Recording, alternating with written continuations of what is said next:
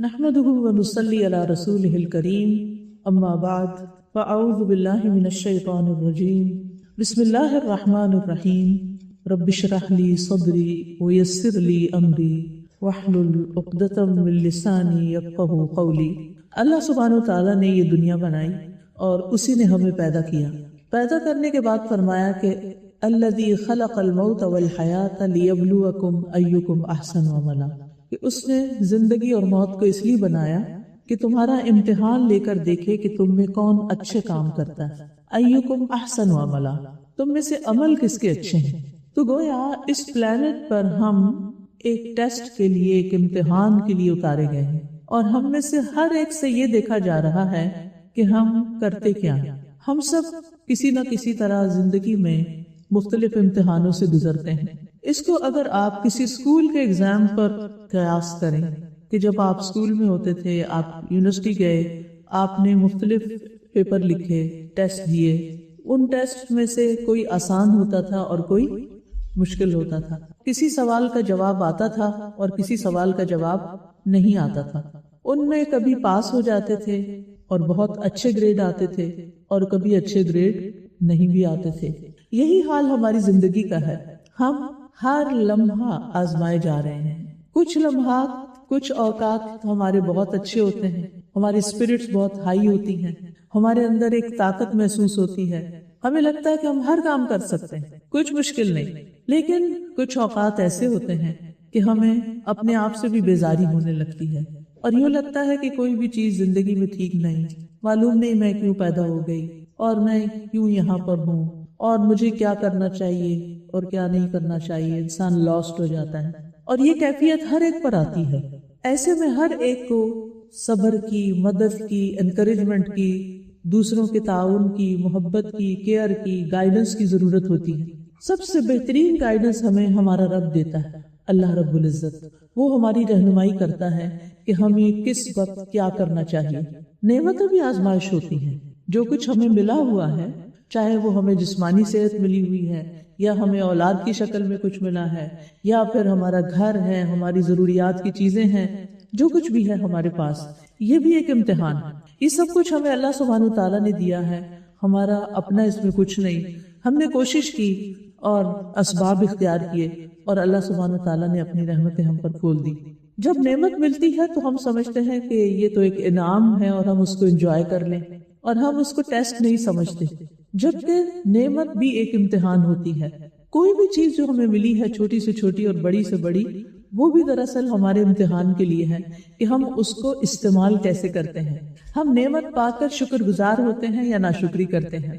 ہم ان نعمتوں کو اللہ کی مرضی کے مطابق استعمال کرتے ہیں، اللہ کے راستے میں استعمال کرتے ہیں، اللہ تعالیٰ کو خوش کرنے کے لیے استعمال کرتے ہیں، یا پھر صرف اپنی مرضی کرتے ہیں اور اپنے آپ کو خوش کرنے کے لیے کرتے ہیں۔ تو نعمتوں کو ہم عام طور پر امتحان نہیں سمجھتے، لیکن بعض اوقات نعمتوں کے ساتھ ساتھ ہماری زندگی میں کچھ مشکل چیزیں بھی آ جاتی ہیں، کچھ ناپسندیدہ چیزیں آ جاتی، کچھ ناگوار لمحے آ جاتے ہیں۔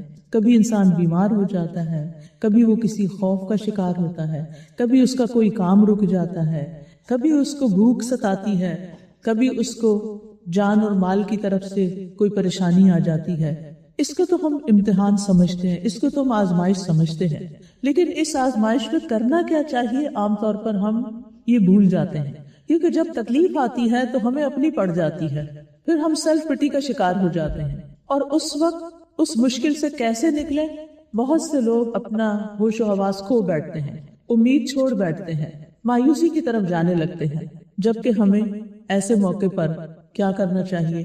اللہ سبحانہ تعالیٰ کی طرف رجوع کرنا چاہیے۔ اللہ تعالیٰ قرآن مجید میں سورۃ البقرہ میں جو بالکل پہلے احکامات ہیں ان میں فرماتے ہیں، یا ایھا الذین آمنوا استعینوا بالصبر والصلاۃ، اے لوگو جو ایمان لائے ہو، صبر اور صلاۃ سے مدد حاصل کرو، کیونکہ مشکل آنے کا بھی کوئی مقصد ہوتا ہے، تو صبر سے مدد لو۔ یعنی تکلیف کے وقت سب سے پہلا کام کیا کرنا ہے؟ صبر کرنا ہے۔ صبر کرنے کا مطلب کیا ہے؟ کہ ہم نے جزا فضا نہیں کرنا، ہم نے بے چینی کا اظہار نہیں کرنا، ہم نے رونا دھونا نہیں ڈال دینا، ہم نے حال دہائی نہیں ڈال دینی۔ میں یہ لفظ پنجابی کے اس لیے بول رہی ہوں کہ مجھے اس کے پیرالل اردو میں نہیں مل رہے، تاکہ آپ بات سمجھ جائیں۔ تو بہت سے لوگ تکلیف کے وقت بس صرف جزا فضائی کرتے ہیں، ان کو سمجھ نہیں آتی اب کریں کیا۔ تو سب سے پہلی چیز یہ ہے کہ اپنے آپ کو نیگیٹو ری ایکشن سے بچانا ہے، منفی رد عمل سے بچانا ہے۔ یہ نہیں کہنا وائی می، یہ کیوں پریشانی آ گئی، یہ کیوں مصیبت آ گئی، صرف میرے ساتھ ہی ایسا کیوں ہوتا ہے، فلاں پر تو یہ مشکل نہیں آئی، مجھ پر آ گئی ہے، اور اس قسم کی بہت سی باتیں ہم اللہ تعالیٰ سے ناراضگی کی کرنے لگتے ہیں، جبکہ یہ ہمارا حق نہیں۔ اللہ ہمارا خالق ہے نا، وہی ہمارا مالک ہے، اور مالک اپنی چیز کے ساتھ جو چاہے کرے، اس کا یہ حق ہے، ہم اس کو روک نہیں سکتے۔ مثلا آپ اپنے گھر کے مالک ہیں، اپنے کپڑوں کے مالک ہیں، اپنے گھر کے اندر کی چیزوں کے مالک ہیں، لہٰذا آپ کیا کرتے ہیں کہ کبھی کبھی ڈی جنکنگ کرتے ہیں، کچھ چیزیں رکھ لیتے، کچھ اٹھا کے پھینک دیتے ہیں، تو کوئی آپ سے نہیں پوچھتا کہ ہائے وہ اتنی اچھی بوٹل تھی تم نے پھینک کیوں دی، وہ فلاں اتنی اچھی چیز تھی، اتنے اچھے کپڑے تھے تمہارے نکال کیوں دیے۔ آپ کیا کہتے ہیں؟ میرے کپڑے میری مرضی، میں رکھوں تو میری مرضی، میں نکال دوں تو میری مرضی۔ اس سے زیادہ حق اللہ سبحانہ وتعالیٰ کا ہے ہمارے بارے میں، جس کو چاہے دنیا میں رکھے، جس کو چاہے لے جائے، جس کو چاہے عزت دے، جس کو چاہے عزت اس سے لے لے، جس کو چاہے مال دے، جس سے چاہے لے لے، جس کو چاہے اولاد دے اور جس سے چاہے اولاد واپس لے لے، کیونکہ اصل مالک تو وہ ہے۔ ہمارے پاس تو یہ ساری چیزیں امانتیں ہیں، لہٰذا پہلا کام کیا کرنا ہے کہ جب بھی کوئی مشکل والا ٹیسٹ آ جائے نا تو اس وقت صبر سے کام لینا ہے۔ دوسرا کام کیا کرنا ہے؟ والصلاۃ، نماز، اور صلاۃ عربی زبان میں دعا کو بھی کہتے ہیں، یعنی دعا سے مدد لینی، دیر اینڈ دین اللہ تعالیٰ کو پکارنا ہے، انا للہ و انا الیہ راجعون کہنا ہے، اللہم اجرنی فی مصیبتی واخلف لی خیرا منہا، اللہ میری مصیبت کا مجھے اجر عطا فرما اور مجھے اس سے بہتر چیز عطا فرما۔ تو جتنی بھی ہماری ضروریات ہیں اس زندگی کی، اور نہ صرف اس زندگی کی بلکہ ہماری زندگی کا تو یہ سفر ابھی جاری ہے نا، ابھی آخری منزل نہیں آئی۔ مومن کی آخری منزل جنت ہوتی، تو جنت تک پہنچنے تک، اس منزل تک پہنچنے تک کیا کرنا ہے؟ صبر سے کام لینا ہے اور اپنی ضروریات کو اپنے رب کے سامنے پیش کرنا ہے۔ پھر اللہ تعالیٰ کا کام ہے وہ ہمارے لیے اسباب بنا دے گا جن کو اختیار کر کے ہم آگے پار چلے جائیں گے، اور وہ تو اسباب کے بغیر بھی ہمیں اٹھا کے کہیں سے کہیں لے جا سکتا ہے، اس کے لیے تو کچھ بھی مشکل نہیں۔ لہٰذا ہر مشکل گھڑی میں ہم نے کیا کرنا ہے؟ اللہ کو پکارنا ہے، اس سے دعا کرنی ہے، اس سے سوال کرنا ہے، اس کے آگے گڑ گڑانا ہے، کیونکہ دعا آزمائشوں کی دشمن ہے۔ یہ یاد رہے گا جملہ، کیا کہا میں نے؟ دعا آزمائشوں کی دشمن۔ آزمائش آ جائے، اپنے نفس میں آ جائے، دل میں کوئی پریشانی آ جائے، جسمانی تکلیف ہو، بیماری ہو، پریشانی کچھ بھی ہو، دعا دعا دعا، اللہ کی طرف رجوع، اللہ سے مانگنا۔ اور اس کے لیے کوئی ضروری نہیں ہوتا کہ ہر وقت ہم بہت بڑی فارمیلٹی میں ہوں، اس کے لیے بس دیر اینڈ دین اللہ یا رب یا رحمان یا رحیم یا کریم یا عزیز یا ذی الجلال والاکرام یا بدیع السماوات والارض یا حی یا قیوم، جو بھی اللہ سبحانہ تعالیٰ کے اچھے اچھے نام ہیں ان سے اس کو پکارنا شروع کر دیں، اور اس کے لیے آپ کو نام آنے چاہیے، اور ویسے بھی جس سے محبت ہوتی ہے اس کے نام تو سارے ہی آتے ہیں، سارے نام پتہ ہوتے ہیں۔ لہٰذا ایک کام آپ نے یہ ضرور کرنا ہے کہ اللہ سبحانہ تعالیٰ کے ناموں کو زبانی یاد کرنا ہے۔ ایک ایپ ہے الاسماء الحسنی کے نام سے، اس میں پورے جتنے بھی مجھے معلوم تھے نام، جتنی میں کر سکی ان سب کی ایکسپلینیشن دی ہوئی ہے تاکہ نام سمجھ بھی آئے۔ تو اگر ایک ایک نام روز سن لیں تو کچھ عرصے میں ہم سارے ناموں کو پہچان جائیں گے، اور ہمیں پتہ چل جائے گا کہ ہمارا رب کون ہے، وہ کیا کیا کرتا ہے، اور پھر رب سے ہم دعائیں کر سکتے ہیں ان ناموں کے ساتھ۔ تو مثلا آپ بیمار ہیں تو آپ کیا کہیں گے؟ یا شافی، اور اس طرح بھی کہہ سکتے ہیں کہ انت الطبیب وانت الشافی، تو ہی شفا دینے والا ہے، یا رحیم یا کریم، یعنی اللہ تعالیٰ کے ناموں کے ساتھ پکارا کرے، کیونکہ اللہ تعالیٰ خود فرماتے ہیں وَلِلَّهِ الْأَسْمَاءُ الْحُسْنَى فَادْعُوهُ بِهَا، اللہ کے اچھے اچھے نام ہیں، ان ناموں سے اس کو پکارا کرو، یعنی اس کے نام لے کے اس کو پسند ہے۔ جب کوئی آپ کا نام لیتا ہے آپ کو کیسا لگتا ہے؟ اچھا لگتا ہے۔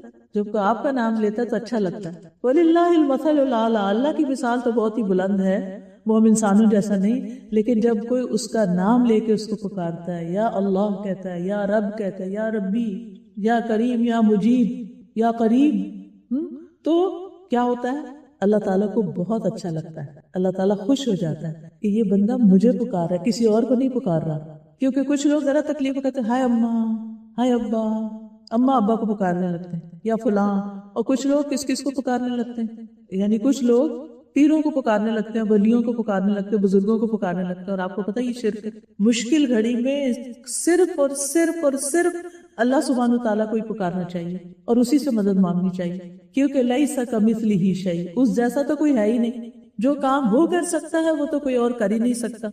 سارے اختیارات اللہ تعالیٰ کے پاس ہیں، ساری قوتیں اس کے پاس ہیں، اس کو کسی سے لینا نہیں پڑتا، اسے کسی سے مانگنا نہیں پڑتا، اسے کسی سے پوچھنے کی ضرورت ہی نہیں ہے، وہ خود سب کچھ دے سکتا ہے۔ ہم ہر سپارے میں پڑھتے ہیں انہ علی کل شیء قدیر، بے شک وہ ہر چیز پر پوری طرح قادر ہے، ہر چیز کر سکتا ہے، اس کے لیے کوئی چیز مشکل ہے ہی نہیں۔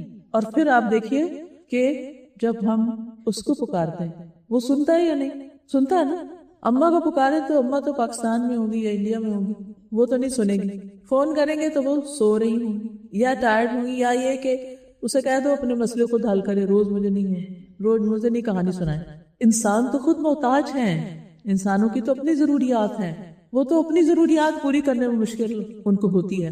ہمیں اپنے کاموں سے فرصت ملتی ہے؟ ہم سب کتنے مصروف ہیں، اور کچھ نہیں تو فون میں ہی مصروف رہتے ہیں۔ ہماری مصروفیت کا ایک بڑا حصہ ہمارا فون ہے، اسی میں لگے رہتے ہیں۔ تو جب اللہ سبحانہ وتعالیٰ کو ہم پکارتے ہیں، رات کو پکاریں، دن کو پکاریں، لا تأخذہ سنۃ ولا نوم، نہ اس کو نیند آتی ہے نہ اس کو اونگ آتی ہے جب بھی آپ اسے پکاریں، بلکہ دن کی نسبت رات کو پکارنا زیادہ اچھا ہے۔ وہ رات کی پچھلے پہر بندوں کو خود مخاطب کرتا ہے کوئی مانگنے والا تو مجھ سے مانگے، میں اسے دوں۔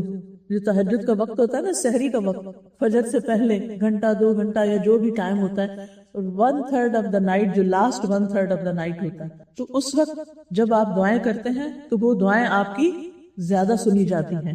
اور اللہ سبحانہ وتعالیٰ فرماتے ہیں ہے کوئی جو بخشش مانگنے والا ہو تو میں اس کے گناہ معاف کر دوں۔ کبھی ہمیں اپنے گناہ بڑے ستاتے ہیں، ہمیں پریشانی ہوتی ہے، تو اللہ تعالیٰ ان کو بھی معاف کر سکتا ہے۔ اگر ہمارے گناہ آسمانوں تک بھی پہنچ جائیں نا، اور پھر ہمیں ریگریٹ ہو، پھر ہم شرمندہ ہوں، پھر ہم معافی مانگیں تو اللہ تعالیٰ پھر بھی معاف کر دیتا ہے۔ اس سے تو مایوس ہونا ہی نہیں۔ لہٰذا ہمیں سب سے پہلے مشکل وقت میں کیا کرنا ہے؟ آئندہ اللہ کو پکارنا ہے، اور تکرار سے پکارنا ہے، بار بار پکارنا ہے، پکارتے ہی چلے جانا ہے۔ راہ چلتے ہوئے، واک کرتے ہوئے، کھانا پکاتے ہوئے، لیٹتے ہوئے، جاگتے ہوئے، کوئی آپ کو کام یاد آ جائے، کوئی ضرورت یاد آ جائے، کوئی مشکل دل پہ آ جائے، کوئی اداسی چھا جائے، کیا کرنا ہے؟ اللہ تو ہے نا، تو کر سکتا ہے نا۔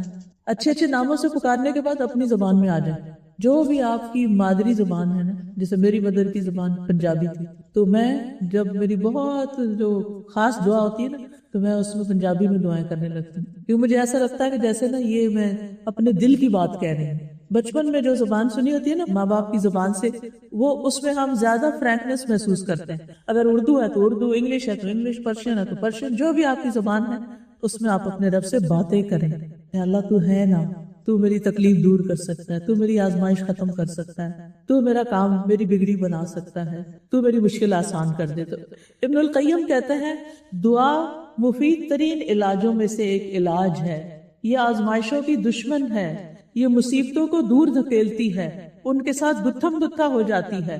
آپ کو پتا کہ ایک طرف سے دعا اوپر جاتی ہے، اوپر سے آزمائش آ رہی ہوتی ہے، درمیان میں ان کا جھگڑا شروع ہو جاتا ہے۔ دعا کہتی ہے واپس جاؤ، آزمائش کہتی ہے نہیں مجھے نیچے اترنا ہے، اور ان دونوں کے آپس کے جھگڑے میں جو پاورفل ہوتی ہے وہ چیز غالب آ جاتی۔ اگر آپ کی دعا پاورفل ہے تو کیا ہوگا؟ آپ کی مشکل، وہ جو آزمائش پڑ رہی تھی نا، وہ برا سا خواب دیکھا تھا وہ واپس چلا گیا، وہ اب آپ پر کچھ نہیں آ رہا۔ اور خواب کا بھی معاملہ یاد رکھے، کوئی بھی خواب جس کو دیکھ کے آپ پریشان ہونا، اس کا ذکر کسی سے نہیں کرنا۔ حدیث میں آتا ہے کہ خواب پرندے کے پنجے کی طرح ہوتی ہے، جس میں اس پہ کوئی چیز پکڑی ہوئی ہوتی ہے، ایسے ہی خواب بھی لٹک رہا ہوتا ہے، معلق ہوتا ہے، اور جس وقت کوئی کسی کو بیان کر دیتا ہے اور منہ سے نکال دیتا ہے بات کو، اور اگلا اس کی جو تعبیر کر دیتا ہے اس کے مطابق وہ واقع ہو جاتا ہے۔ اور خاص طور پر کسی مجلس میں بیٹھ کے کہانیاں مت سنائیں خوابوں کی، اللہ یہ کہ کوئی خواب آیا اور اچھا ہو گیا، پورا ہو گیا، بعد میں آپ اپنے بچوں کو سنائیں کہ وہ میں نے شادی سے پہلے خواب دیکھا تھا کہ میں کینیڈا جا رہی ہوں، پھر وہ میں یہاں آ گئی۔ تو اب مکہ جانے کی بات کریں، ٹھیک ہے، اللہ ہم سب کو لے جائے اور ہمارے راستے میں کوئی رکاوٹ نہ آئے، اللہ سب کے دل کی تمنا پوری کرے۔ پھر فرمایا کہ ان کے واقع ہونے کو روکتی ہے، یعنی رکاوٹ بن جاتی ہے وہ دعا جو ہوتی ہے نا، آگے بند باندھ دیتی، نہیں نہیں مصیبت نے نہیں آنا، اور اگر آ جائے کسی طرح تو دعا سے مصیبتیں اٹھ جاتی ہیں، ختم ہو جاتی ہیں، یا جب مصیبت واقع ہو جاتی ہے تو اس کو کم کر دیتی ہے۔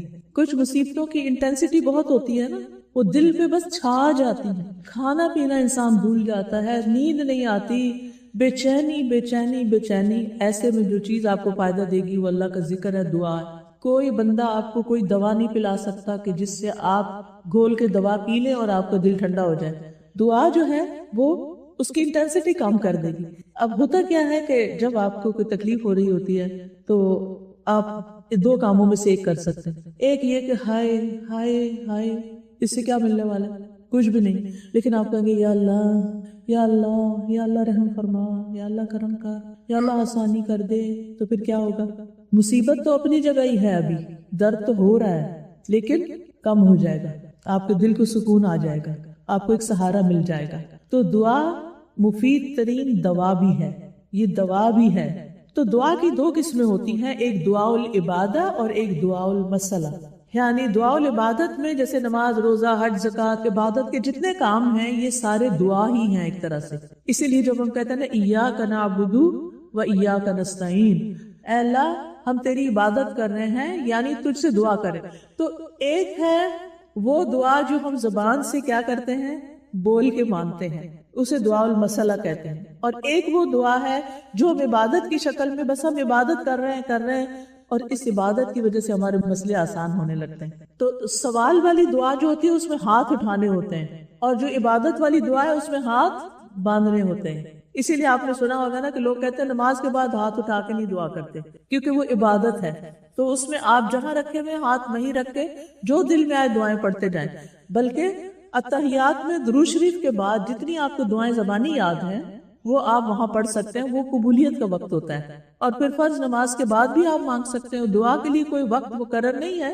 لیکن عبادت کے آس پاس دعا کرنا فائدہ مند ہوتا ہے۔ جیسے روزہ دار کے دن میں دعائیں قبول ہوتی ہیں، پھر اسی طرح حج پہ جاتے ہیں تو سب اور بھی اپنی دعائیں ہمیں دے دیتے ہیں، ہمارے لیے بھی کر کے آنا، وہاں دعائیں قبول ہوتی ہیں، طواف کرتے ہوئے، سعی کرتے ہوئے، اور زمزم پیتے ہوئے، اور پھر اگر حج کر رہے ہیں تو منا میں، عرفات تو ہے ہی دعاؤں کا وقت، اس میں تو اور کوئی عبادت ہی نہیں سوائے دعاؤں کے اور اللہ کا ذکر کرنے کی۔ اور اس میں سے بہترین دعا کیا ہے؟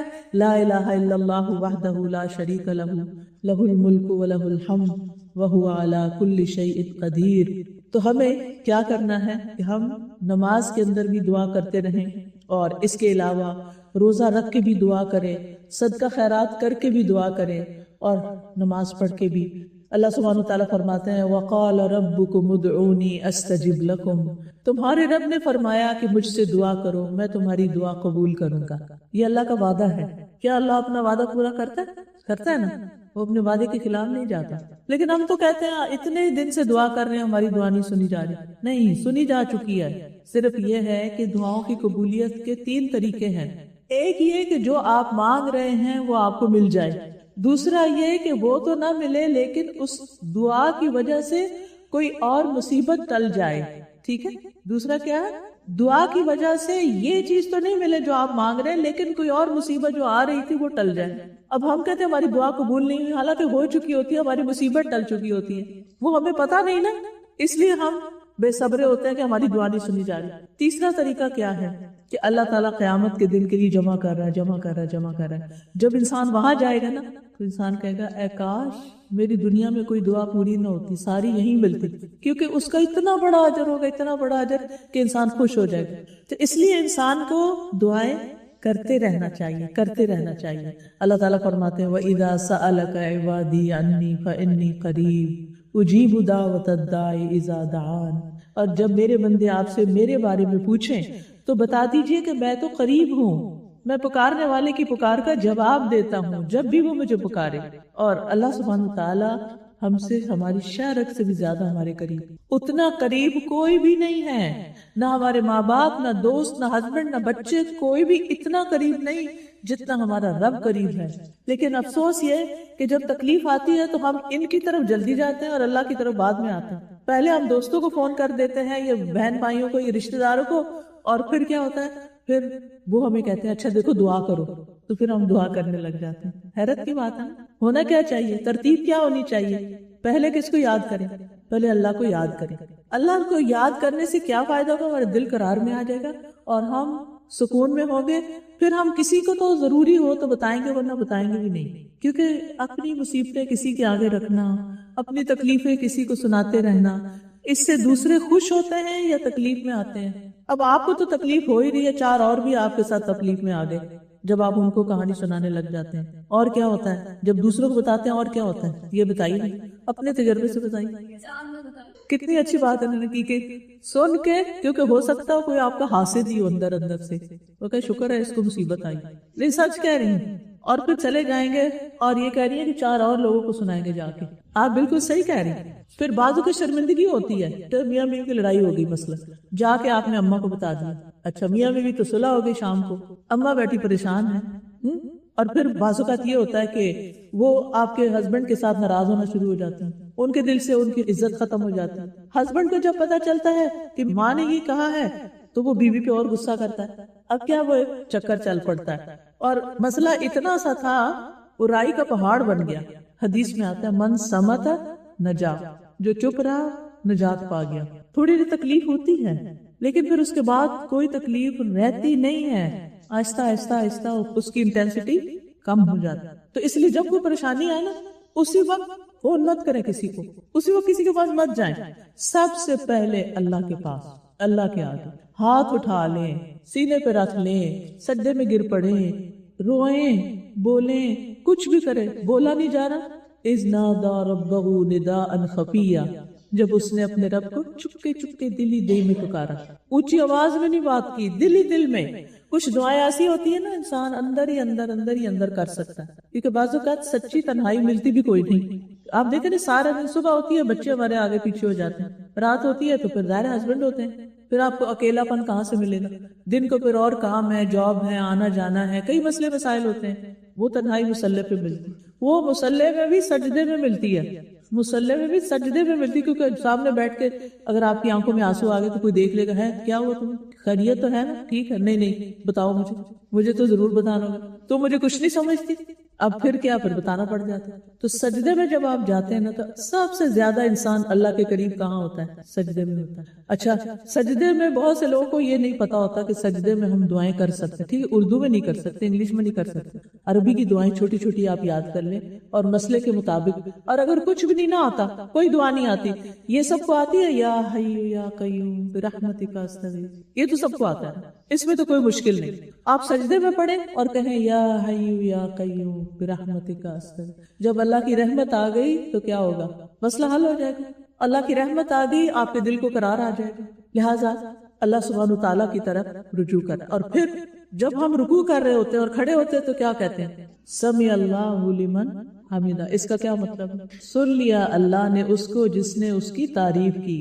بعض اوقات ہم دعا میں صرف اللہ کی تعریف ہی کر رہے ہوتے، تعریف تعریف تعریف، بس تعریف ہی ہو رہی ہوتی. جیسے حج کی دعاؤں میں سے، عرفہ کے دن کی دعاؤں میں سے سب سے اچھی دعا جو سارے پیغمبروں نے کی وہ ہے لا الہ الا اللہ وحدہ لا شریک لہ لہ الملک ولہ الحمد وہو علی کل شیء قدیر. کیا مطلب ہے اس کا؟ لا الہ الا اللہ وحدہ، اللہ کے سوا کوئی معبود نہیں، وہ اکیلا ہے. لا شریک لہ، اس کا کوئی شریک نہیں. لہ الملک، ساری بادشاہت اسی کی، وَلَهُ الْحَمْدُ، ساری تعریف بھی اسی کی ہے. وَهُوَ عَلَى كُلِّ شَيْءٍ قَدِيرٌ، اور وہ ہر چیز پہ قادر ہے. بس یہ جو آپ نے کہہ دیا نا اللہ ہر چیز پہ قادر ہے، آپ کی ساری دعائیں اس میں آ گئی کہ اللہ تو سب کچھ کر سکتا ہے، تو سب کچھ دے سکتا ہے. تو کبھی کبھی صرف لا الہ الا اللہ پڑھنا غم دور کر دیتا ہے. غم کا بوجھ آئے نا دل پہ تو کثرت سے کریں لا الہ الا اللہ، لا الہ الا اللہ، لا الہ الا اللہ، لا الہ الا اللہ، یا پھر لا الہ الا انت سبحانک انی کنت من الظالمین. قرآن مجید میں اللہ تعالیٰ کا وعدہ ہے کہ فنجیناہ من الغم وکذالک ننجی المؤمنین. ہم نے اس کو یعنی یونس علیہ السلام کو غم سے نجات دی کیونکہ وہ مچھلی کے پیٹ میں چلے گئے تھے، تو وہاں سے نکال کے ان کو سایہ دیا، ان کو کھانے کو دیا، ان کی ساری ضرورت پوری کی، ان کو اپنی قوم میں واپس بھیجا، ان کو معاف کر دیا. فرمایا اسی طرح ہم مومنوں کو نجات دیتے ہیں. تو اس لیے کبھی لا الہ الا اللہ اور کبھی اس سے آگے غم کی شدت ہے لا الہ الا انت سبحانک انی کنت من الظالمین. اللہ تو پاک ہے، میں ظالم ہوں، میں نے اپنے حق میں ظلم کیا، میں نے گناہ کیے، یہ میرے اپنے گناہ ہیں جو میرے سامنے آ گئے۔ ایک بزرگ تھے تو اللہ نے ان کو بہت کچھ دیا ہوا تھا، تو ایسا ہوا زندگی میں کہ غریب ہو گئے وہ بھی، یعنی ان کا سارا کچھ چلا گیا، غریب ہو گئے۔ کسی نے ان سے پوچھا کہ آپ کے ساتھ یہ کیوں ہو گیا، آپ کے پاس تو سب کچھ تھا تو یہ سب چلا کیوں گیا؟ تو وہ کہتے ہیں کہ میں نے 40 سال پہلے کسی کو غریبی کا تانا دیا تھا، او غریب، تو وہ میرا گناہ آج میرے سامنے آ گیا۔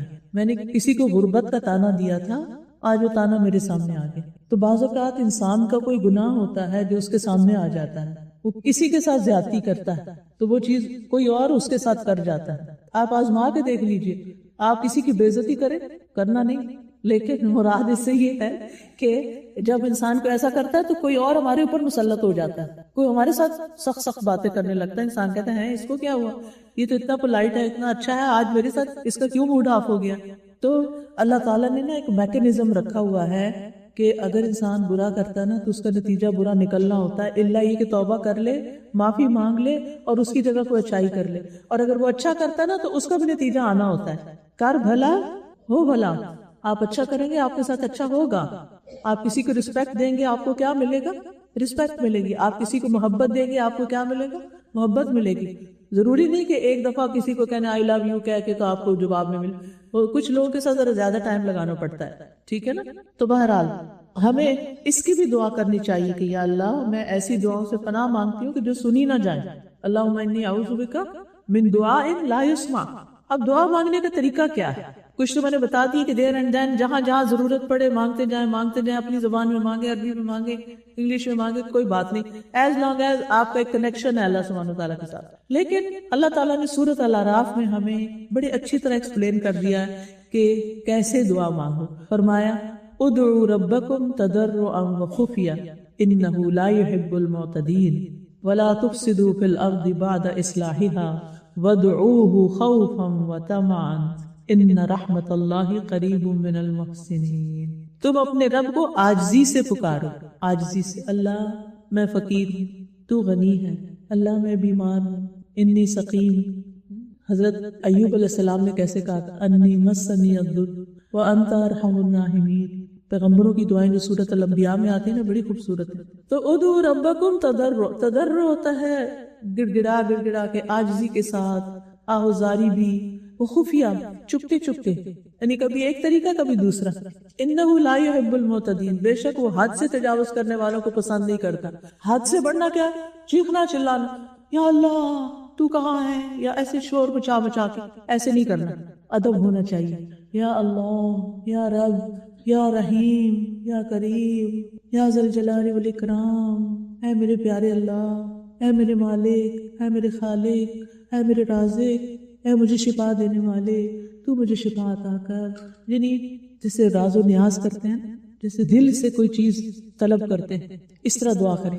پھر فرمایا اور تم زمین میں اس کی اصلاح کے بعد فساد نہ کرو، اور اسے خوف اور امید سے پکارو۔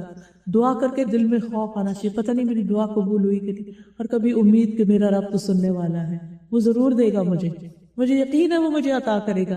یا اللہ تیرے سوا میرا کوئی نہیں، میں تیرے ہی در پہ آیا ہوں، مجھے تجھی سے لینا ہے، مجھے نہیں پتا، میں تو آپ ہی کو جانتی ہوں، آپ ہی میری مشکل آسان کرے، آپ میرا ہی مسئلہ حل کر دے۔ چاہے اگر بچے کی شادی نہیں ہو رہی تو شادی کی دعا، اگر بیماری ہے تو شفا کی دعا، اگر شادی ہوگی اور بچے نہیں تو بچوں کی دعا، اگر بچے ہو گئے اور بیٹا ہو گیا تو بیٹی نہیں تو بیٹی کی، اور بیٹی ہوگی تو بیٹے کی، یعنی جو بھی ہمارے مسئلے ہمارا غم کھائے رہتے ہیں نا۔ اکثر لوگوں کو دنیا کے غم ہی بڑے غم لگتے ہیں، لیکن جو عقل مند لوگ ہوتے ہیں نا وہ آخرت کو اپنا غم بناتے ہیں۔ یہ تو گزر گئی جیسی بھی گزرنی تھی، اور گزر جائے گی باقی بھی جو رہ گئی، اصل مسئلہ کہاں ہے؟ آخرت میں۔ اگر ہماری وہاں پکڑ ہو گئی کون چھڑائے گا، کون کام آئے گا؟ تو وہاں ہماری کمی نہیں ہونی چاہیے، ہماری نمازیں پوری ہونی چاہیے، وقت پر ہونی چاہیے، ترجیح یعنی پرائرٹی کے اوپر ہونی چاہیے، ہمارے روزے پورے ہونے چاہیے۔ کچھ لوگ کیا کرتے ہیں پیریڈز میں روزے چھوڑ دیتے ہیں اور بعد میں کبھی رکھتے ہی نہیں، ان کے تو 20 روزے اکٹھے ہو جاتے ہیں، ان کو بھی پورا کرنا ہے، ان کی قضا رکھنی شروع کریں گے۔ گنتی کر لیں کس ایئر میں آپ بالغ ہوئے تھے اور ایوریج آپ کتنے روزے سالانہ چھوڑتے تھے، اور اب اس کی کفارہ شروع کریں۔ جو بزرگ ہو گئے ہیں وہ فدیہ دے دیں، اور جتنے رکھ سکتے ہیں. ویسے بزرگی کچھ نہیں کہتی روزہ رکھنے کو. میری والدہ جو ہے وہ 78 سال کی ہو کر فوت ہوئی تھی، اور جس مہینے میں وہ فوت ہوئی تھی اس کے بھی انہوں نے ہر منڈے تھرسڈے روزہ رکھتی تھی، اور پھر مہینے کے 3 روزے رکھتی تھی. اس مہینے انہوں نے 4 رکھ لی، کیونکہ ایک غلط فہمی میں پہلے ہی رکھ لیا، اس فکر میں کہ کہیں ڈیٹ ان کو یاد نہیں تھا آج کون سی ڈیٹ ہے، 13 ہے یا 12 ہے، تو 12 کو بھی رکھ لیا، اور سخت گرمی میں بھی رکھ لیتی تھی. بڑھاپا روزے کے راستے میں حائل نہیں ہے، اس طرح ہمارا خوف ہوتا ہے. ٹھیک ہے آپ بیمار ہیں، آپ کو دوائی لینے کی ضرورت ہے، آپ کے اور کئی مسائل ہیں، آپ روزہ نہیں رکھ سکتے، وہ تو الگ بات ہے، لیکن جو قضا ہے وہ رکھ لیجیے. اسی طرح اگر اللہ نے مال دیا نا، پہلی فرصت میں حج کریں، کیونکہ جب آپ مالدار ہو جاتے ہیں تو آپ پہ حج فرض ہو جاتا ہے. ہم سمجھتے ہیں ابھی تو ہم ینگ ہیں، نہیں، ینگ بچے جو خود کماتے ہیں انہوں نے اپنے یونیورسٹی کے ڈیٹس سارے ختم کر دیے ہیں اللہ کے فضل سے. اب کیا کریں؟ اگر آپ کے پاس پیسے جمع ہو گئے، شادی کا انتظار نہ کریں، امی ابو کے ساتھ چلے جائیں، بھائی کے ساتھ چلے جائیں، اور اپنا حج کا فریضہ ادا کر لیں. ویسے بھی مہنگا ہوتا جا رہا ہے، پھر اور بھی مہنگا ہو جائے گا. پچھلے چند سالوں میں سے کتنا فرق پڑ گیا، تو اس لیے اپنا فریضہ ادا کر لیں. اسی طرح اگر آپ کے پاس گولڈ ہے، زکوٰۃ دینے والی ہے، تو جس ہجری کیلنڈر کے مہینے میں آپ کو گولڈ شادی کے دن ملا تھا، اس ڈیٹ کو نوٹ کر کے 1 سال کے بعد جتنا بھی گولڈ مزید ہو گیا یا کم ہو گیا، اگر وہ 7.5 تولے سونا ہے تو اس پر زکوٰۃ دیں، ورنہ زکوٰۃ نہ دینے بھی بہت کبیرہ گناہ ہے، اور پھر دعاؤں کی قبولیت میں رکاوٹ ہو جاتی. بعض لوگ کہتے ہیں نا ہم دعا بھی کرتے ہیں ہمارے مسئلے حل نہیں ہوتے. وہ ضرور یہ سوچا کریں کہ کہیں ہم اللہ کے حق میں یا بندوں کے حق میں کوئی کوتاہی تو نہیں کر رہے، کیونکہ اللہ سبحانہ و تعالیٰ پھر ہمیں مشکل میں ڈالتا ہے تاکہ ہم غور کرنا شروع کریں، سوچنا شروع کریں کہ کہیں ہم نے کوئی کوتاہی کی ہو تو ہم اس کا ازالہ کر لیں. جب انسان میں تکلیف آتی ہے نا تو وہ اپنے گناہوں کا ضرور سوچتا ہے، خوشی میں نہیں سوچتے ہم زیادہ.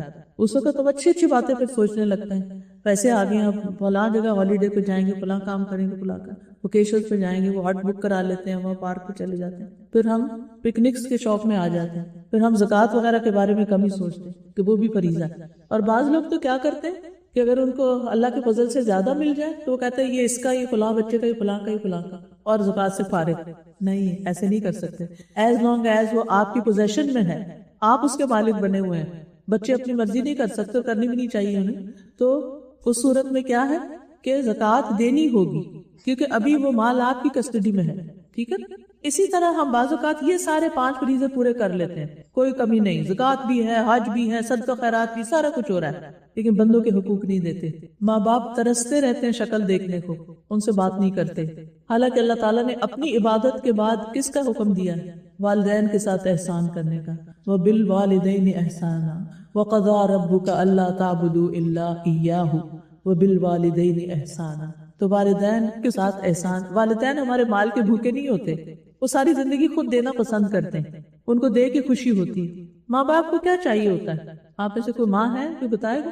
تابعداری، کہ بچے بات مانے، اور توجہ اٹینشن چاہتا ہے. اور جو ماں باپ بڑے ہوتے جاتے ہیں وہ بچے بنتے جاتے ہیں. جیسے جب بچہ ہوتا ہے نا تو بچے کو اٹینشن چاہیے ہوتی. آپ تھوڑی دیر اس کو چھوڑیں گے نا، تھوڑی دیر کھیلے گا خود، اس کے بعد اس کو کیا چاہیے؟ ماں چاہیے. سارا کچھ چھوڑ کے آپ سے آ کے لپٹ جائے گا. آپ نماز پڑھ رہی ہیں، آپ قرآن پڑھ رہی ہیں، آپ کھانا پکا رہی ہیں، آپ گھر صاف، کچھ اس نے آپ کی ٹانگوں سے لپٹ جانا ہے، کیونکہ اس کو ماں چاہیے، توجہ چاہیے. سیم سائیکل پھر پلٹتا ہے. جب ماں باپ بڑے ہوتے ہیں، بوڑھے ہونے لگتے ہیں، بچے بن جاتے ہیں. اب ان کو کیا چاہیے؟ توجہ چاہیے.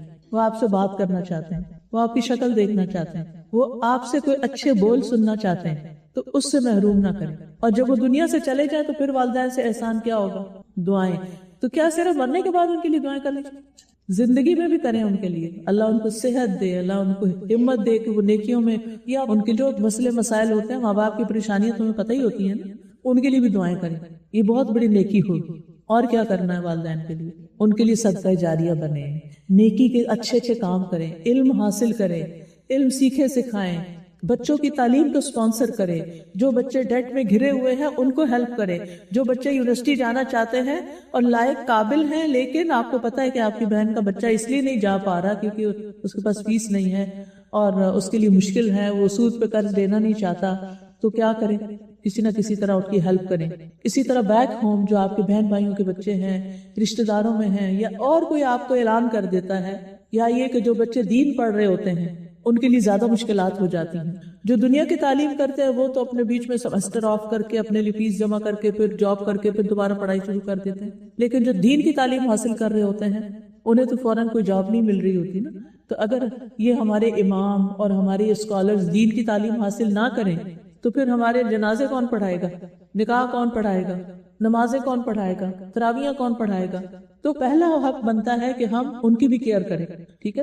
بہرحال پھر اس کے بعد رشتہ داروں سے احسان، نیبر سے، جس سے بھی ملے. تو اس میں آپ دیکھیے اللہ تعالیٰ فرماتے ہیں وَلَا تُفْسِدُوا فِي الْأَرْضِ بَعْدَ إِصْلَاحِهَا، زمین میں اس کی اصلاح کے بعد فساد نہ کرو. وَادْعُوهُ خَوْفًا وَطَمَعًا، خوف اور امید سے پکارو. اور اللہ تعالیٰ نے کلو دے دیا کہ دعا کیسے قبول ہوگی. ان رحمت اللہ قریب من المحسنین، جو محسن ہوتے ہیں نا، جو دوسروں کے ساتھ احسان کا برتاؤ کرتے ہیں، جو نیکیاں کرتے ہیں، اللہ کی رحمت ان پہ جلدی آتی ہے. لہٰذا جب دعا کریں ساتھ صدقہ کریں. جیسے آپ دوا لینے لگتے ہیں نا، پہلے صدقہ ڈال دیں پھر دوا لیں، اس سے کیا ہوگا، دوائی جلدی اثر کرے گی. تجربہ کر کے دیکھیں. اسی طرح آپ کا بچہ نہیں کھاتا، آپ کسی کے بچے کو کھلائیں. آپ کو کوئی تکلیف ہو رہی ہے، آپ کسی کی مدد کریں، تو انشاءاللہ اس سے آپ کے مسائل حل ہونا شروع ہو جائیں گے. پھر آپ دیکھیے کہ بعض دعائیں ہم امید سے مانگتے ہیں، بعض ہم خوف سے بھی مانگتے ہیں.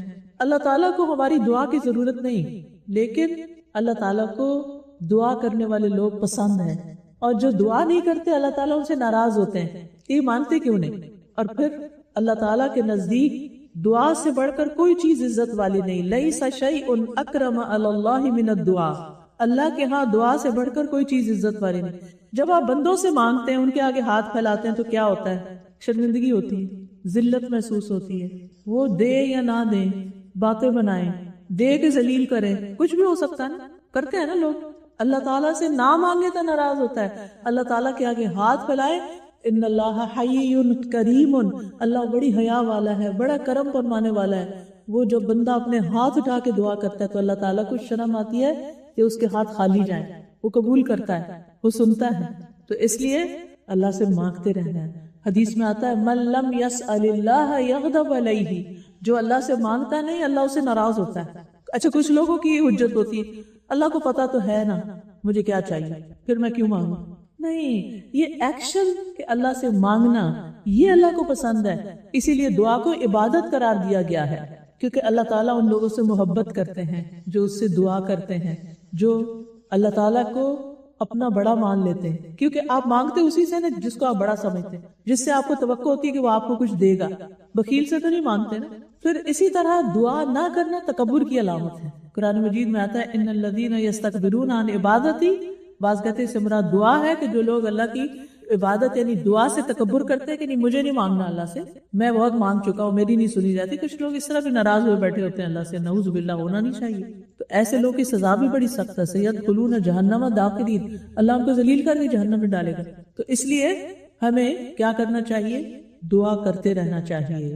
اور اس میں اگر ہم چاہتے ہیں کہ دعائیں قبول ہوں تو جو ان کے شروط اور آداب ہیں ان کو سیکھ لیں. ابن قیم اپنی کتاب میں دعا کا ایک خوبصورت نچوڑ پیش کرتے ہیں. وہ کہتے ہیں وہ کون سی اہم چیزیں ہیں جو کسی انسان کو دعا کرتے ہوئے معلوم ہونی چاہیے، تو انہوں نے ان کو 1 2 3 کر کے ساری لکھ دی ہیں.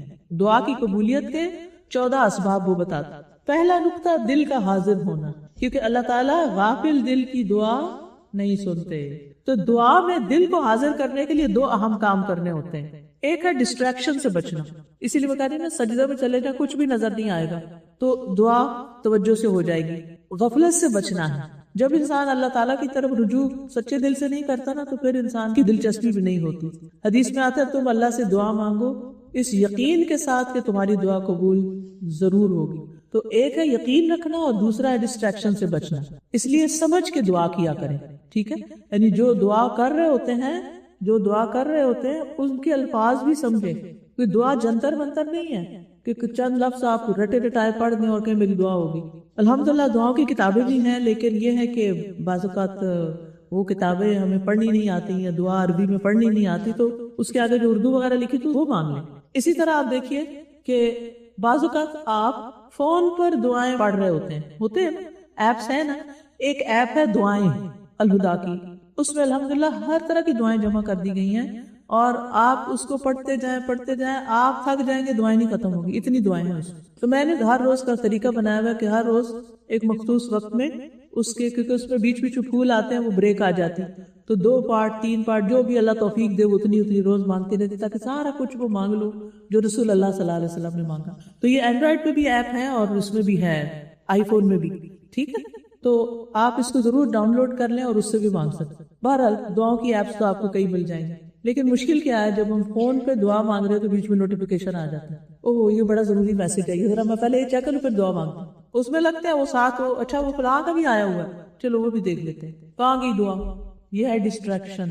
دعا کے وقت کوئی نوٹیفیکیشن نہیں دیکھنا. اگر کوئی آیا بھی ہے نا کسی کا اہم میسج ہے، میں ذرا اللہ سے اس وقت ہم کلام، یا نوٹیفیکیشن تو آپ ہی رکھا کریں، ہر وقت نہیں. ہر وقت ٹن ٹن لگی ہوتی ہے، کسی چیز کی طرف توجہ نہیں ہوتی، نہ عبادت، نہ بچوں کی طرف، نہ پڑھائی کی طرف. تو اس لیے بہتر یہی ہے کہ ٹیلی فون کے بھی ٹائمز ہو. پہلے ہم وزٹرز کے ٹائم رکھتے تھے نا، یا لوگ اجازت لے کے آتے تھے. فون میں تو ہر وقت بغیر اجازت گھسے چلے جا رہے ہیں، واٹس ایپ پہ خاص طور پر. اس کا ٹائم رکھیں. میں نہیں کہتی کہ نہ دیکھیں، ہمارے بہت سارے کام اسی سے ہی چل رہے ہیں، لیکن اوقات مقرر کریں، ہر وقت نہیں. اسی طرح دعا کرتے ہوئے ادھر کھجانا، تار کو ہلاتے رہنا، کیونکہ بور ہو رہے ہیں نا دعا مانگتے ہوئے، تو چلو ساتھ ساتھ کوئی شغل کھیل کرتے ہیں. یہ نہیں کرنا، ڈسٹریکشن نہیں، نو ڈسٹریکشن. ایک شخص نے کسی کو دیکھا وہ دعا کر رہا ہے اور ساتھ ساتھ کنکریوں سے کھیل رہا ہے، تو انہوں نے کہا کہ کنکریوں کو چھوڑو، اپنی دعا پہ توجہ کرو. دعا کرتے ہوئے تمہارا دل اور پورا جسم اس کی طرف متوجہ ہونا چاہیے، تو غفلت نہیں کرنا. دوسرا نقطہ یہ ہے کہ قبولیت کے 6 اوقات میں سے کسی وقت دعا کرنا. وہ 6 اوقات کون سے ہیں؟ نمبر 1 رات کا آخری تہائی حصہ، کیونکہ اس وقت اللہ سبحانہ تعالی خاص طور پر دعا کرنے والوں کی طرف متوجہ ہوتے ہیں. دوسرا وقت آذان کے وقت. آذان سن کے، چاہے گھر میں آپ کی وہ جو گھڑی بولتی ہے آذان دیتی ہے تو کوئی بات نہیں، اس سے بھی چلے گا. آذان کا جواب دے کے، دعا پڑھ کے، درود شریف پڑھ کے دعا کریں، یہ قبول ہوتی ہے. آذان کے بعد کی دعا تو سب کو آتی ہے، اگر نہیں آتی تو بھی کیا کریں، سیکھ لیں. تیسرا وقت آذان اور اقامت کے درمیان، یعنی اقامت جب کہی جا رہی ہوتی ہے اس سے تھوڑی دیر پہلے اور اقامت کے دوران بھی آپ مانگتے جائیں، اگر مسجد میں گئے جیسے جمعہ وغیرہ آپ پڑھ رہے ہوتے ہیں. پھر فرض نمازوں کے بعد بھی دعا قبول ہوتی ہے. فجر کے کتنے فرض ہیں؟ 2. ظہر کے 4 فرض کے بعد آیت الکرسی پڑھیں، درود شریف پڑھیں، تسبیح کریں اور دعائیں کریں جو بھی آپ کے دل میں ہے. اور نماز میں سلام پھیرنے سے پہلے بھی جو ہے دعائیں قبول ہوتی ہیں. 5واں وقت جو ہے جمعے کے دن، اس وقت سے لے کر جب امام منبر پہ چڑھتا ہے یہاں تک کہ جب نماز مکمل ہو جاتی ہے، وہ سارا وقت دعاؤں کی قبولیت کا. اور 6واں وقت جمعے کے دن عصر کی نماز سے لے کر سورج غروب ہونے تک دعاؤں کی قبولیت کا وقت ہے. اور اس وقت میں انسان جو بھی مانگتا ہے وہ دعا قبول ہو جاتی ہے. یعنی مغرب تک اگر زیادہ نہیں نا ٹائم ملا تو جمعے کے دن 5 منٹ تو ضرور عصر کے بعد یا مغرب سے پہلے یا درمیان میں جہاں موقع مل جائے ساروں کو چھوڑ کے کہیں بیٹھ. اصل میں نا ویکینڈ شروع ہو جاتا ہے، یا کوئی آ جاتے ہیں لوگ یا جانا ہوتا ہے آپ کو، اور وہ باتوں میں تو آپ کو یاد ہی نہیں رہتا کہ جمعہ ہے آج. اس میں بھی آپ اگر کہیں گئے ہیں 5 منٹ کے لیے کہیں دوسرے کمرے میں چلے جائیں یا ان سب کو ساتھ لگا لیں، چلے سب دعا کرتے ہیں، قبولیت کا وقت ہے. پھر اسی طرح دعا مانگنے والے کا ایک اور ادب یہ ہے کہ عاجزی سے دعا کریں. جیسے کہ پہلے بھی انبیاء علیہ السلام بڑی عاجزی سے دعا کرتے تھے. آپ کو یاد ہے کہ جنگ بدر کے موقع پر نبی صلی اللہ علیہ وسلم نے کیسے دعائیں کی تھی، اور پھر چادر بھی گر گئی تھی اور آپ خوب پکارے تھے تو وہ پیچھے سے آپ کو پکڑا تھا، اللہ کے رسول، اللہ نے آپ کی سن لی ہے، بس اپنے آپ پہ رحم کریں. اور آپ اللہ کے رسول تھے اور وعدہ کیا گیا تھا کہ آپ کو یا قافلہ یا جنگ میں فتح ضرور ملے گی، پھر بھی آپ دعائیں کر رہے ہیں کیونکہ بہت مشکل وقت تھا، کیونکہ مسلمان 313 تھے اور کفار جو تھے وہ 1000 تھے. تو پھر 5واں نقطہ کیا ہے؟ گڑ گڑا کے دعا کرنا، خوب بس آہو زاری کرنا، مانگتے چلے جانا. یعنی جس طرح ہمیں کوئی چیز چاہیے ہوتی ہے نا کسی سے تو ہم منتیں کرنے لگے. بچوں کو آئی فون چاہیے ہو تو وہ کیا کرتے ہیں ماں باپ کے ساتھ؟ کچھ ماں باپ تو اتنے مہربان ہیں کہ وہ مانگنے سے پہلے ہی حاضر کر لیتے ہیں. کیوں کرتے ہیں ایسا؟ اچھا، بعض میں نے دیکھا ہے ماں اور باپ میں نا کمپٹیشن چل رہا ہوتا ہے. اب ماں بھی جاب کر رہی ہے، ماں بھی کما رہی ہے، باپ بھی کما رہا ہے. اب وہ اپنا وقت تو دیتے نہیں، وقت تو ہے نہیں ان کے پاس، لہٰذا وہ بچوں کو کیسے خوش کرنے کی کوشش کر رہے ہیں، دل جیتنے کی کوشش کر رہے ہیں، وہ ان کو کبھی کوئی گیجٹ لا دیتے ہیں، کبھی کوئی لے جاتے ہیں، کبھی کچھ کھلا دیتے ہیں، کبھی کچھ، وہ سمجھتے ہیں بچے خوش ہو رہے ہیں، اور آپ کو پتا ہے بچے ڈپریشن کا شکار ہو رہے ہیں۔ اور جن بچوں کی اس طرح خواہشات پوری کی جائیں، پھر بڑے ہو کر زندگی میں ان کو نہ سننی بڑی مشکل لگتی ہے، پھر اگر ان کا وہ ویسا خیال نہ کیا جائے تو ان کی زندگی حرام ہو جاتی ہے۔ آپ کو پتا ہے کہ یہ جو ہمارے ہاں شادیوں سے زیادہ طلاقوں کا ریٹ ہو گیا، اس میں کئی وجوہات ہیں، لیکن اس میں ایک وجہ یہ ہے کہ جس طریقے سے پچھلے کچھ عرصے میں بچیوں کی تربیت ہوئی ہے، وہ تربیت کیا ہے کہ بچیوں کی ہر بات مان لی گئی۔ اب جب وہ سسرال میں آتی ہے تو وہ ہر بات تو نہیں مانی جاتی، آپ سب جو شادی شدہ ایکسپیرینس کیا ہوگا، اچھا وہ انہوں نے کبھی نہ سنی نہیں ہوتی، اب ان کو نہ سننی بہت مشکل لگتی، اور وہ سمجھتی ہے کہ یہاں ہمارا گزارا نہیں، ہمیں واپس ماں باپ کے پاس ہی چلے جانا چاہیے جہاں ہماری ہر خواہش پوری ہوتی۔ تو زندگی کیا صرف خواہشات پوری کرنے کا نام ہے، یا کچھ اور بھی کرنا ہوتا ہے زندگی میں؟ زندگی میں تو بہت کچھ کرنا ہے، صرف اپنی مرضی تو نہیں منوانی، صرف اپنے حکم تو نہیں منوانے۔ تو بہرحال بچوں کی یہ تربیت کا انداز درست نہیں ہے کہ ان کو گیجٹس کے ساتھ خوش کریں، وہ اس سے بھی بور ہو گئے تو پھر کیا کریں گے؟ پھر آپ نے دیکھا وہ خودکشی کا ریٹ کتنا بڑھ رہا ہے۔ اللہ تعالیٰ سب کے بچوں کو محفوظ رکھے، لیکن اس میڈیا کے دور میں بچوں کا ایکسپوئر ایسی چیزوں کے ساتھ ہو گیا ہے کہ وہ بیچارے خود مصیبت میں، خود مشکل میں، کسی چیز پہ فوکس نہیں۔ اب ٹک ٹاک میں چند سیکنڈز کی ویڈیو اور پھر آگے سے آگے ہزاروں چیزیں بیٹھ کے تھوڑی دیر میں دیکھ لیتے ہیں، پھر وہ اس سے بور ہو جاتے ہیں، پھر آپ کیا کریں؟ تو زندگی جو سنجیدہ زندگی ہے اس کا تو سنجیدہ کام کرنے کا تو ان کو شوق ہی نہیں رہا۔ پھر چھٹا نقطہ یہ کہ طہارت کا خیال رکھیں۔ ساتواں نقطہ یہ ہے کہ دعا میں اللہ تعالیٰ کی طرف سامنے دونوں ہاتھ اٹھا کے دعا کریں، ٹھیک ہے؟ اور پھر آپ دیکھیے کہ آٹھواں نقطہ اللہ تعالیٰ کی حمد و ثنا اور درود شریف سے ابتدا کریں، یعنی پہلے اللہ تعالیٰ کی حمد و ثنا کریں اور پھر اس کے بعد درود شریف پڑھیں، پھر دعا کریں۔ پھر اگلی بات یہ ہے کہ دعا کو بار بار دہرائیں، ایک بات کئی دفعہ کریں۔ جیسے وہ مثال تو میں نے دی تھی کہ بچے جیسے ان کو کوئی چیز چاہیے تھی ماں باپ سے، وہ پیچھے پڑ جاتے ہیں، آگے پیچھے آپ کو جان کھا مارتے ہیں کہ میں یہ چیز لے کر دوں۔ تو آپ نے بھی صرف یہ نہیں کہ میں نے دعا کر لی اللہ مجھے فلاں چیز دے دے اور پھر اگلی دعا، پھر نہیں، جو چیز واقعی چاہیے نا آپ کو اس کو ریپیٹڈلی مانگیں، بار بار دہرائیں، بار بار مانگیں، دعا میں تکرار کریں۔ اور پھر 11واں نقطہ ہے محبت اور عاجزی پر مبنی الفاظ کے ساتھ دعا کریں، محبت سے، اے میرے پیارے اللہ، اے میرے رب، اے میرے مالک۔